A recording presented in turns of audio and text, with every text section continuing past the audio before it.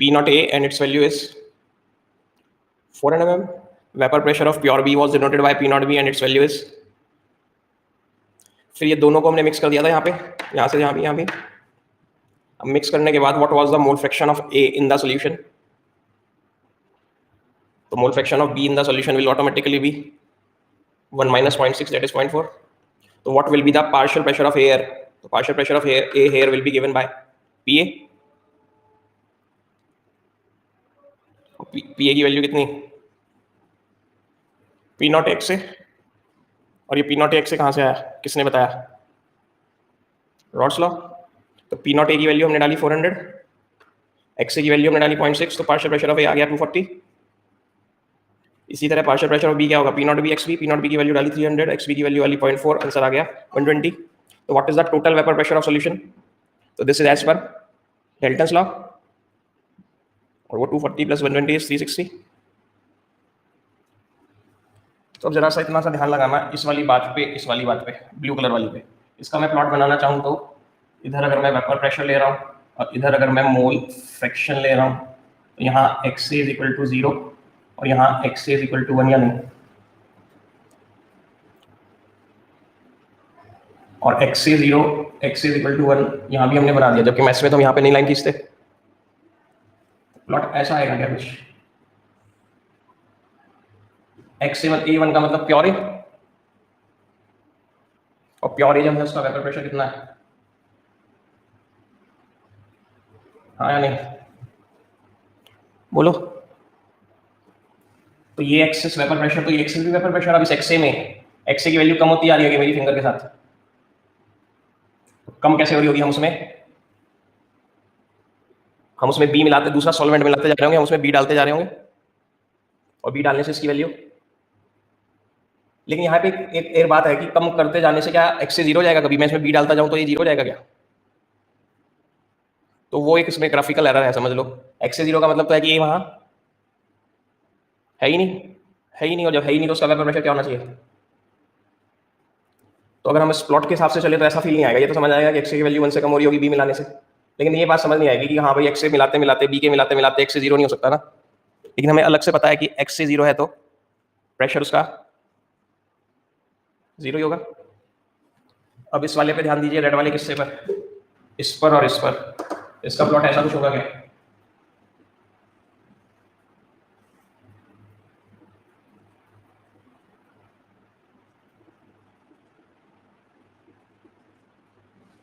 बोलो, विजिबल है या नहीं? और जब एक्स भी 1 है तो प्योर भी है और उस वक्त उसका वेपर प्रेशर पी नॉट भी है।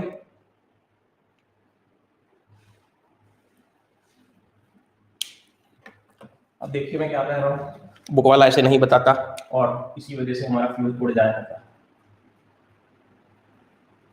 ये एक्सेस क्या रिप्रेजेंट कर रहा है? Vapour pressure. और ये एक्सेस क्या रिप्रेजेंट कर रहा है? उधर जाने से मोल फ्रैक्शन बढ़ रहा है, इधर आने से लेफ्ट टू राइट या right to left? Left to right जाने से मोल फ्रैक्शन बढ़ रहा है उन दोनों प्लॉट्स में। अब ये जो ब्लू वाला प्लॉट है ये उठा के मैं इसके ऊपर रख देता हूँ ऐसे ही, मान लो रख दिया, रखने से आ जाएगा इधर भी। ये वाला प्लॉट हमने इसके ऊपर एज इट इज रख दिया, ये वाला प्लॉट हमने इस पे एज इट इज रख दिया। अब ये वाला जो रेड वाला प्लॉट है, ये जो रेड वाला प्लॉट है, ये रेड वाला प्लॉट, हम मेरे हाथ को देखो, ये एज इट इज हमने बोर्ड से उठाया और इसको ऐसे पलटा, और पलटने के बाद इसके ऊपर ओवरलैप कर दिया, तो क्या ये सीन होगा? स्ट्रेट लाइन है। और जब क्योंकि रिवर्स किया तो यहाँ क्या आएगा? X B is equal to 0 और यहाँ क्या आएगा? X B is equal to 1, और ये वैल्यू का नाम क्या होगा? बताइए हाँ या नहीं? किसी को जरा सा भी कोई परेशानी?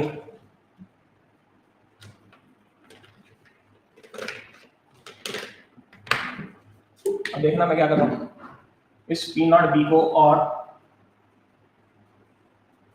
इसको मिला देते हैं स्ट्रेट लाइन से। ये लाइन पहले तो नहीं थी, इस स्लॉट में भी नहीं थी ये लाइन और इस स्लॉट में भी नहीं थी ये लाइन।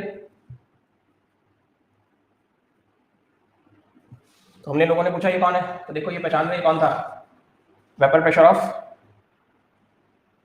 सॉल्यूशन। तो this is P is equal to P A plus P B, यानी दिस इज फॉर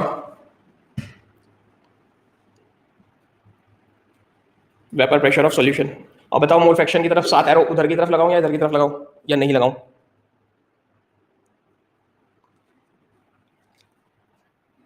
नहीं लगाए, क्योंकि एक का लेफ्ट टू राइट बढ़ रहा है और एक का mole fraction right to left बढ़ रहा है, एक का लेफ्ट टू राइट बढ़ रहा है, इसलिए वहां पे हम ग्रेटर का साइन या इंक्रीजिंग की जगह डिक्रीजिंग कोई साइन लगाते ही नहीं, बस सिर्फ एक्स एक्सिस क्या रिप्रेजेंट कर रहा है। बोलिए क्लियर हो गया नहीं? कुछ नहीं किया, बस मैंने तो सिर्फ ये वाला जो पॉइंट था पी नॉट बी वाला और ये पी नॉट ए वाला, इनको एक स्ट्रेट लाइन से जोड़ दिया। फिर लोग बोले भाई ये स्ट्रेट लाइन से आपने जोड़ तो दिया, लेकिन ये लाइन है कौन सी? तो हमने उसे क्या बोला कि भाई ये कौन सी total vapour pressure of solution वाली है, बस। अब कल आप कर गए थे ये बात, अगर हम ये स्ट्रेट लाइन बनाए तो इक्वेशन होती थी y equal to mx plus c, और अगर ये स्ट्रेट लाइन हो तो इसकी इक्वेशन क्या होती थी?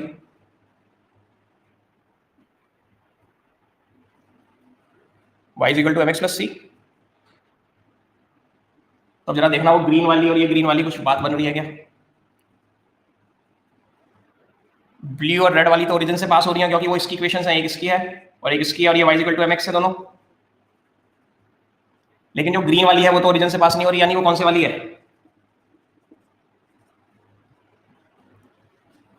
जो ग्रीन वाली है वो कौन से वाली है? y equal to mx plus c वाली है, लेकिन वो है कौन? देखिए कौन है।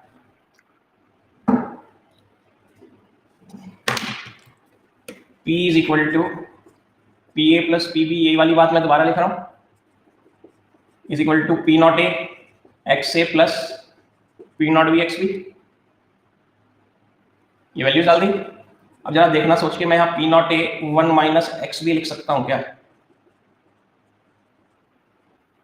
क्योंकि x A plus x B is equal to 1 होता है। तो इसको सॉल्व करके क्या आ रहा है? P not B minus P not a हो गया कि हमने यहाँ एक्स ए की जगह एक्स ए रहने दिया, एक्स बी की जगह 1 माइनस एक्स ए रखते, हमने ये फॉर्म बनाया, ये फॉर्म बनाते हैं y axis pressure, P not A minus P not B, ये भी कांस्टेंट ये भी कांस्टेंट, तो दोनों का डिफरेंस कांस्टेंट यानी स्लोप इज कांस्टेंट, तो इसका स्लोप कांस्टेंट होता ही है। और ये पी नॉट बी कौन? सी जैसा इंटरसेप्ट जैसा, तो ये पी नॉट बी कौन आ रहा? सी इंटरसेप्ट जैसा। क्लियर हो गया अब? तो यहां पर जहां मैं इस वक्त अपनी फिंगर मूव कर रहा हूं, ये गैसियस फेज है क्या? क्या इसमें भी ए के मॉलिक्यूल्स उड़ रहे हैं और बी के मॉलिक्यूल्स उड़ रहे हैं? और यहाँ लिक्विड फेज में भी ए के मॉलिक्यूल्स तैर रहे हैं और बी के मॉलिक्यूल्स तैर रहे हैं। ए के जितने मॉलिक्यूल्स यहाँ होंगे यहाँ भी तो नहीं मॉलिक्यूल्स होंगे क्या? ए के नीचे लिक्विड ज्यादा लग रहा है काफी, तो लिक्विड में ज्यादा होंगे और गैस में तो दूर दूर को वैसे ही होते हैं, तो इसमें कम होंगे। तो अब ये बात पक्का हो गई आप सबकी आवाज से कि यहाँ पर भी ए के कुछ मोल्स हैं और बी के कुछ मोल्स हैं। तो यहाँ पे जो ए के मोल्स हैं वो यहाँ के मोल्स से अलग है, यहाँ जो बी के मोल्स हैं वो यहाँ के बी के मोल्स से अलग है। तो यहाँ पे जो ए के मोल्स हैं और बी के मोल्स हैं उनसे हम ये निकाल सकते हैं क्या?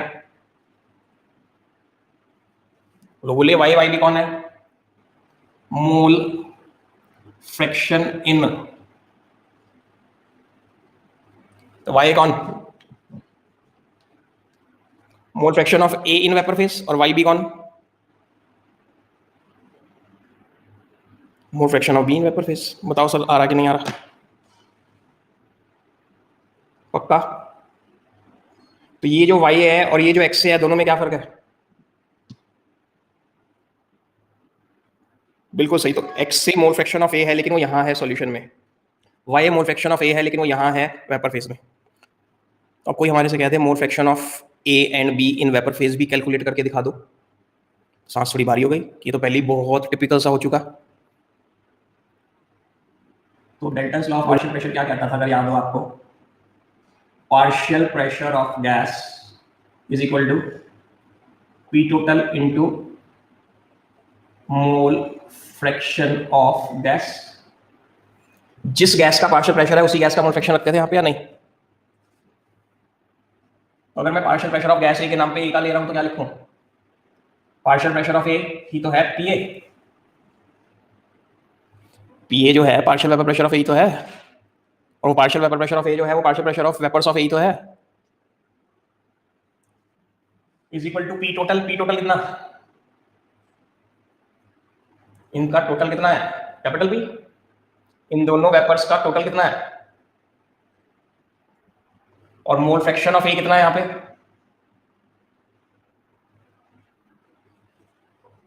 हाँ या नहीं? और मुझे वाई तो निकालना था, तो वाई क्या हो गया? P A upon P. कौन सा लॉ लगाया हमने यहाँ?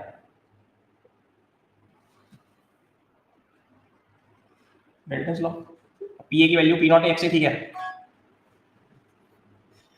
ये कौन से लॉ के हिसाब से थी कि P A P not x से होता है? ये रॉबर्ट्स लॉ के हिसाब से थी, है ना जी बातें? P A equal to P not x से रॉबर्ट्स लॉ के हिसाब से थी, लेकिन ये फॉर्मूला डाल्टन्स लॉ के हिसाब से था। और टोटल वेपर प्रेशर कितना था यहाँ पे? पी, और पी को आप क्या लिख सकते हो? P A plus P B, या नहीं?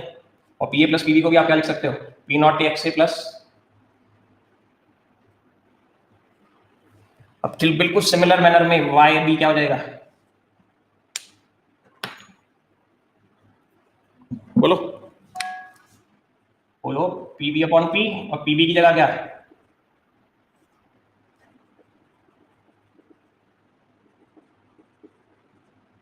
विजिबल है या नहीं?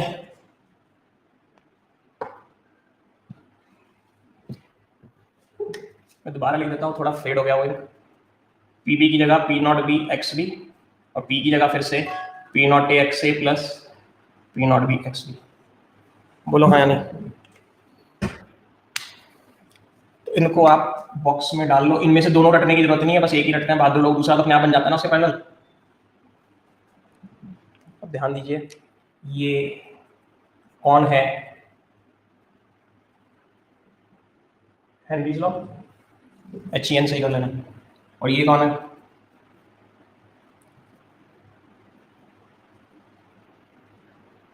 यहाँ ए लिखोगे तो यहाँ भी ए लिख दोगे, यहाँ भी ए लिख दोगे।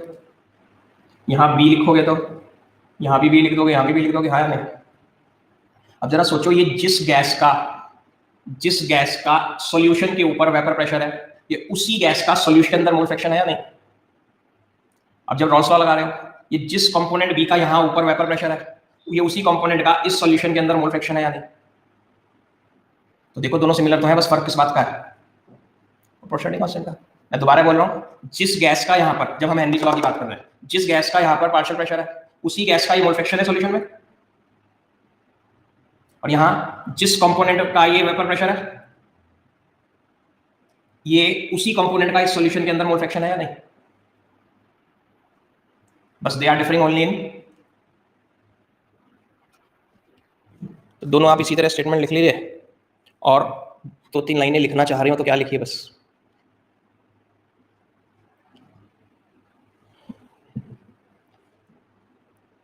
On comparing them, it is observed that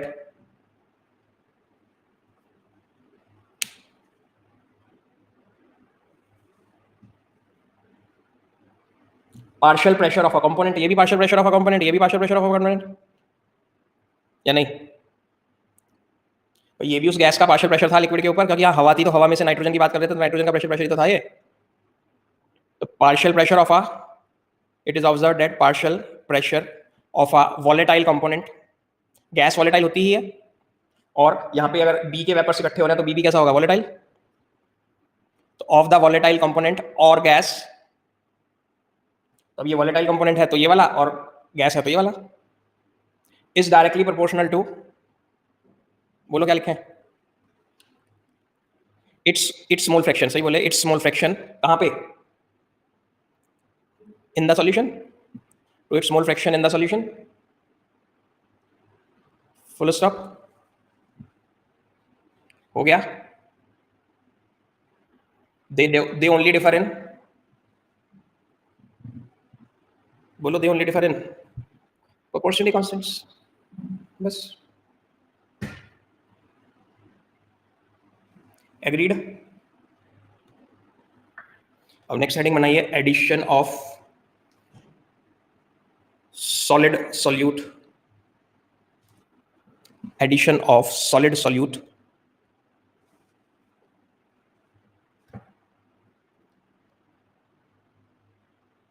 bracket में लिख लो non volatile, of non solid, bracket में लिख दिया non volatile solute in a liquid. तो कुल मिला के सॉलिड एंड लिक्विड वाला किस्सा ना। तो फिर से आइए बीकर पे, ये बीकर है, इसमें प्योर लिक्विड रखा हुआ है, तो लिक्विड रखा हुआ है तो वॉलेटाइल या नॉन वॉलेटाइल? तो अगर मैंने इसको यहाँ पे ढक रखा तो यहाँ एक ही वेपर्स होंगे सिर्फ, और जब सिर्फ एक ही वेपर्स होंगे तो जब वो प्योर है तो प्योर है कि कुछ वेपर प्रेशर होंगे, मान लेते हैं एक मिनट के लिए, झूठ मूठ मान लेते हैं अपनी वैल्यूज, जिससे हमें जब जल्दी समझ में आता है, ज्यादा समझ में आता है अकेले। अब नंदिनी जैन जी बाजार से चीनी लेके आई और थोड़ी सी चीनी लाके इसमें घोल दी, तो चीनी वॉलेटाइल या नॉन वॉलेटाइल होती है? अगर मैं टेबल पे कल चीनी का ढेर लगा दूं, 1-2 चम्मच चीनी, 3 दिन बाद आके देखूं तो वो उड़ जाती है या नहीं, उड़ के थोड़ी कम हो जाती है या नहीं, तो इसका मतलब वो नॉन वॉलेटाइल है। तो सरफेस पे वाटर के मॉलिक्यूल्स का नंबर कम हो गया क्या चीनी आने की वजह से, शुगर आने की वजह से? तो अब लिक्विड के मॉलिक्यूल्स कम उड़ पा रहे होंगे क्या? तो अब जब कम उड़ पा रहे होंगे तो प्रेशर पहले से, तो अब उसे क्या बोले, पीए की वैल्यू पहले से, तो मैं पीए कह रहा हूँ, पी नॉट ही कह रहा था अभी, तो ये तो प्योर था, अभी प्योर नहीं है ना मिक्सचर है, तो ये सोल्यूशन है, तो ये तो सॉल्यूशन के केस में यहाँ वेपर्स पहले से कम हो जाएंगे या नहीं हो जाएंगे? बोलो सोच के। तो मैं इतना लिख सकता हूँ क्या, on addition of non volatile solute to the solvent its vapour pressure decreases. तो आप लिख सकते हैं so on addition of non volatile solute to the solvent its vapour pressure decreases. Non volatile solute to the solvent vapor pressure decreases।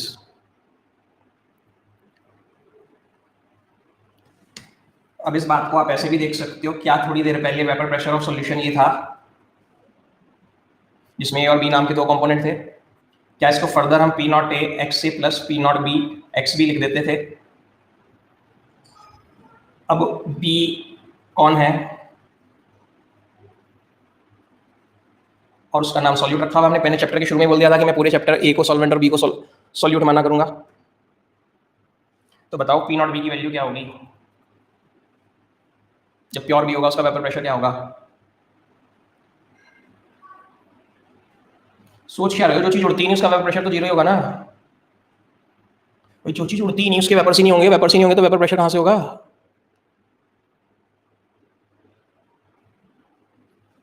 फिर इस फॉर्मूले में क्या बन जाएगा, P is equal to P not A x A plus 0 या नहीं? तो वेपर प्रेशर ऑफ सॉल्यूशन जो है वो ही partial vapour pressure of component A जो है वही वेपर प्रेशर ऑफ सॉल्यूशन बन जाएगा, P not A x A. तो पी नॉट ए को जब एक्स ए से मल्टीप्लाई करेंगे तो पी नॉट ए से छोटा हो जाएगा ना, पी नॉट ए अगर 400 है, एक्स ए अगर 0.8 है, तो 400 जब 0.8 से मल्टीप्लाई होगा तो 400 से तो छोटा हो जाएगा, 320 रह जाएगा। तो vapour pressure of solution pure A के वेपर प्रेशर से कम आया नहीं आया, ये तो था 400 और ये कितना आ रहा 320, ये था 400 और ये कितना आ रहा 320। तो ये बात तो लिखी है यार कि जब भी आप प्योर सॉल्वेंट में नॉन वोलेटाइल सॉल्यूट डाल देंगे तो उसका वेपर प्रेशर घट जाएगा, डिक्रीज हो जाएगा। बोलिए हो गया क्या?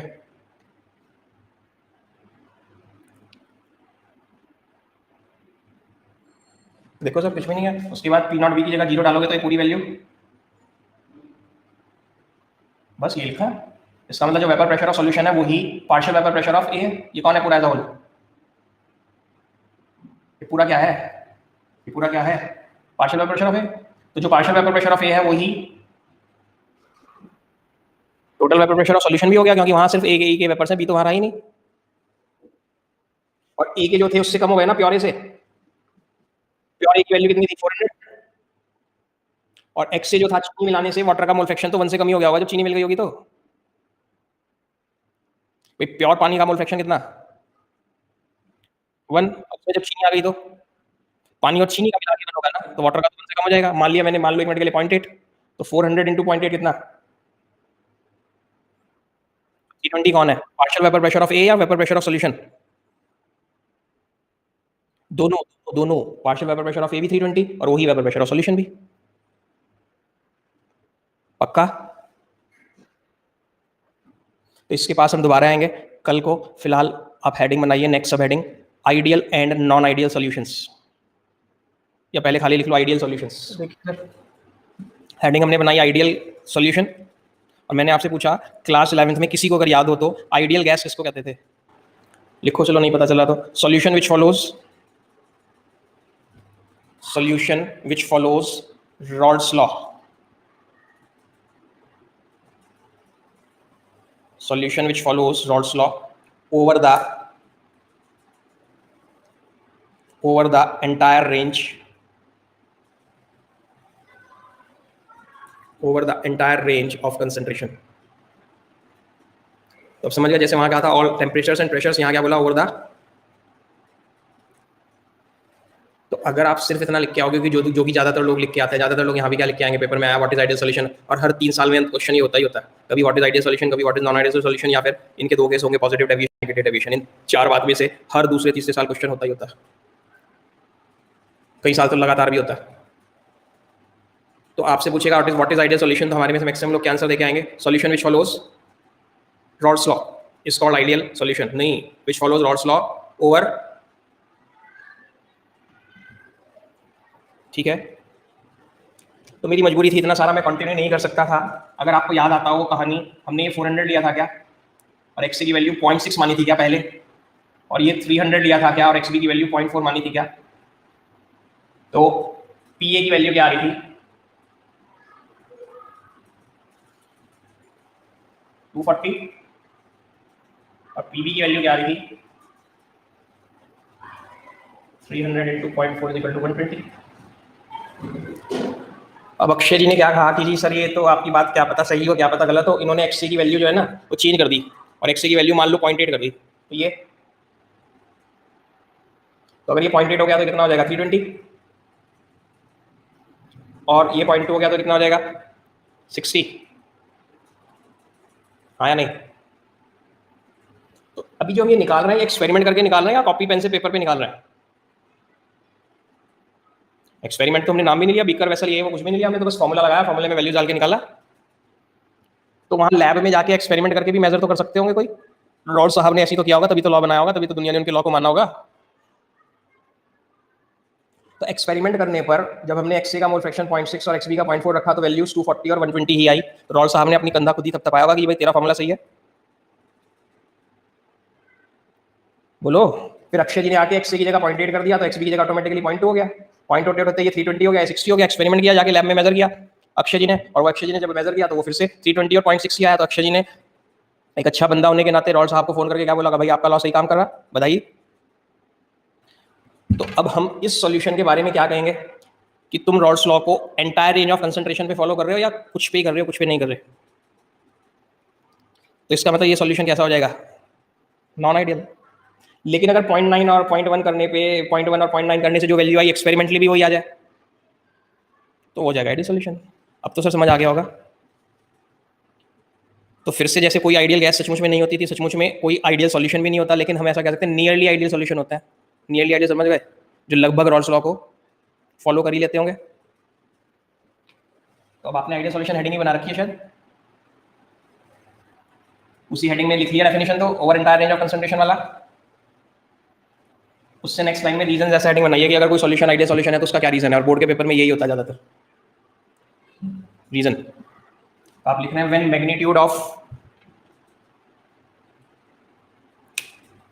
Magnitude of intermolecular interactions, when magnitude of intermolecular interactions between, board से देखो, between A and B, और ब्रैकेट में लिख लो A dash dash dash dash B। तो A और B के बीच की अट्रैक्शन को हम फिलहाल किससे रिप्रेजेंट कर रहे हैं। मैं सर एक्सपेरिमेंट समझाते हुए, पूरा कहानियां बनाते हुए पूरी हिंदी में और इंग्लिश में समझाऊंगा, ये बात आज पूरी नहीं हो पाएगी, आज सिर्फ स्टेटमेंट कर पा रहे होंगे। when magnitude of interactions between A and B, जिसे हमने किससे नोट कर दिया, A dash dash B, are nearly same as the magnitude of interactions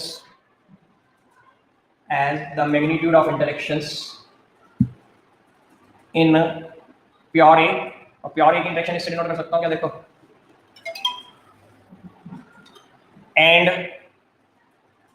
and magnitude, and के बाद लिखना magnitude of interactions, and magnitude of interactions in pure B. and magnitude of interactions in pure B.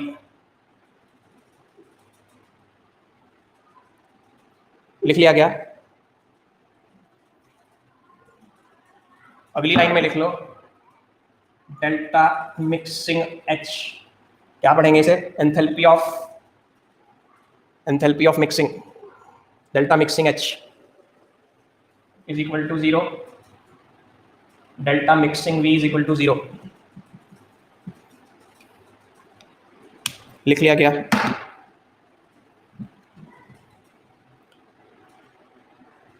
देखो क्या मतलब है. मेरे पास एक beaker में प्योर लिक्विड ए रखा था, तो क्या उसमें सारे मॉलिक्यूल एक ही थे? उनके मॉलिक्यूल्स के बीच में कोई अट्रैक्शन होती है या नहीं होती है?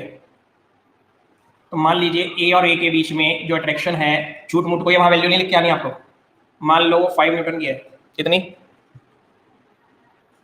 दूसरे लिक्विड में, वेसल में बी नाम का लिक्विड रखा हुआ है, तो उसमें बी और बी के बीच में कोई अट्रैक्शन होगी या नहीं? मान लो वो 4.99 न्यूटन है. समझाने के लिए ऐसे कहानियां बना देता हूँ. 4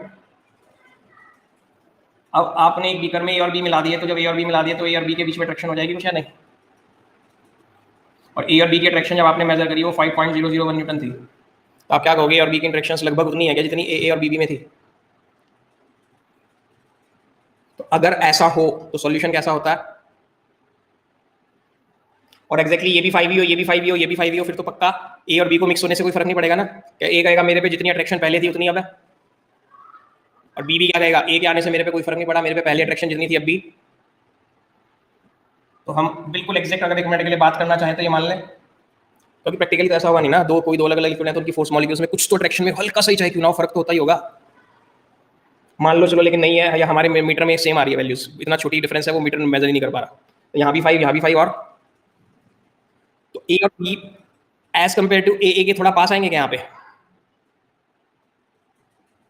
मैं ये बोल रहा हूँ अगर यहाँ 50 न्यूटन हो जाए, 50 न्यूटन, तो ए और बी एक दूसरे के पास आते चले जाएंगे ना इनके और इसके मुकाबले. तो पास आते जाएंगे तो फैलने की फीलिंग है सिकुड़ने की, और जब दूर जाएंगे तो, और 5 ही न्यूटन रहे तो